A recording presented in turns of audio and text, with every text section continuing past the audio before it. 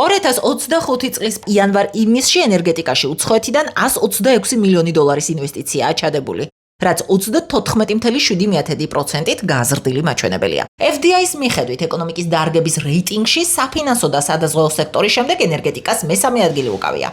სექტორის წარმომადგენლებს ახარებთ, რომ ინვესტორებმა ენერგეტიკა არ დატოვეს, თუმცა ამჯერად ჰიდროზე უარი თქვეს და უპირატესობა მზესა და ქარს მიანიჭეს. შეცვალეს მათ სტრატეგია და ეს თანხები, რაც განსაზღვრული ჰქონდათ, რომ უნდა წაეღოთ ჰიდროენერგეტიკაში და იქ დახვდათ ტარიფის გარდა ადგილობრივი მოსახლეობის პროტესტი და ასე შემდეგ, რაზეც ბევრჯერ გვისაუბრია, შეცვალეს სტრატეგია და თანხების ინვესტიცია გადაწყვიტეს უკვე მზესა, პირველ რიგში მზესა და ამასთანავე ქარში. ანუ დაიწყეს პროექტებზე მუშაობა, სადაც გაცილებით უფრო მომხიბვლელი არის ტარიფი, გაცილებით უფრო სწრაფად შენდება ესა თუ ის ელექტროენერგიის გენერაციის ობიექტი და ბუნებრივია ამან მათ მისცა შესაძლებლობა, რომ არსად არ წაიღონ ფული გარდა ენერგეტიკის. ენერგეტიკოსების ნაწილი თანხმდება, რომ საქართველოს დაახლოებით 40-50 მილიარდი კილოვატ-საათი ელექტროენერგიის გამომუშავების პოტენციალი აქვს, რაც ვალუტაში თუ დავაკონვერტირებთ, ყოველწლიურად 4-5 მილიარდი დოლარის შემოდინების შანსია. ქარს და მზეს ისე ვერ ავითვისებთ თუ ჰიდრორესურსები არ განმოვითარეთ, იმიტომ რომ ვიცით რომ ქარი ხან უბერავს, ხან არ უბერავს, მზეს 6 საათის მერე ჩადის და შესაბამისად მაბალანსებელი სადგურები არის საჭირო, როგორიც არის ნამახვანი, როგორიც არის ნენსკრა, როგორიც არის ხუდონის პროექტი და სხვა მცირე და საშუალო რესურსები. ამ ყველაფრის ათვისებით ჩვენი ქვეყანა დადგება აბსოლუტურად სხვა საფეხურზე. უკვე სერიოზული, ასე ვთქვათ, მოთამაშე იქნება, როგორც ჩვენი სამეზობლო ქვეყნებთან, ისევე შავი ზღვის კაბელი თუ გაკეთდა საკმაოდ დიდ და ისეთ სოლიდურ სახელს სიტყვის აღმოსავლეთ ევროპისთვის. დენის გენერაციის ობიექტების აშენებამდე ლოგიკურია ვიცოდეთ, სად წავიღებთ გამომუშავებულ დენს. შიდა მოხმარების ზრდის გარანტიისთვის კი სპეციალისტების ნაწილის აზრით, ქვეყანაში მაღალტექნოლოგიური კომპანიები უნდა შემოვიყვანოთ. მომგებიანი იქნება ელექტროენერგიის გადამუშავებაც.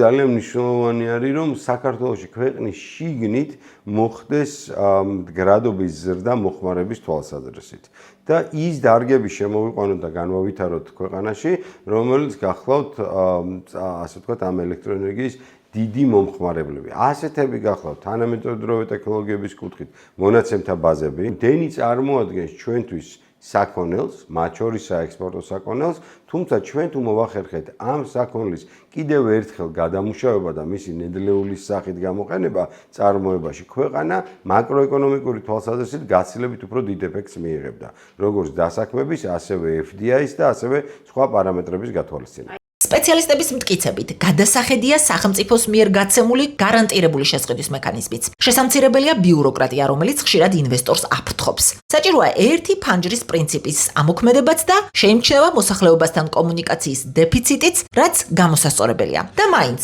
რას ვკარგავთ, როცა დენის ყიდვა გვიწევს. როდესაც ჩვენ ვაკეთებთ იმპორტს, ბუნებრივია ამ დროს გადის ქვეყნიდან უცხოური ვალუტა.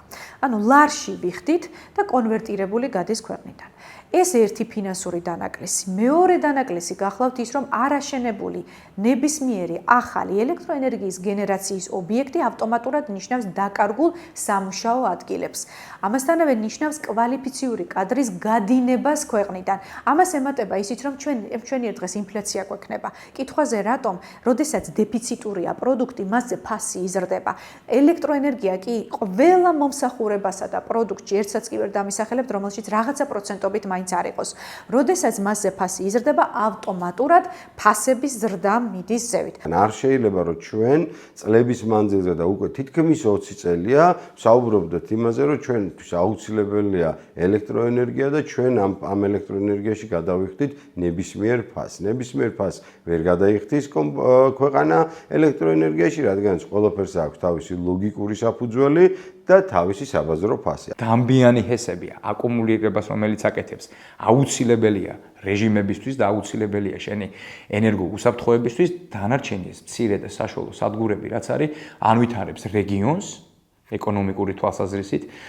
ეს ქონების გადასახადები და ეს გადასახადები რაც არის და ეს ფონდებს რაც ხმით, ანუ ძალიან მნიშვნელოვანი არის, ისეთი მნიშვნელოვანია რეგიონის შენარჩუნებისთვის, რომ რა ვიცი. სექტორი დიდი მეტს ამყარებს შავი ზღვის კაბელზეც, რომლის გაშვებას ქვეყანა მზად უნდა დახვდეს.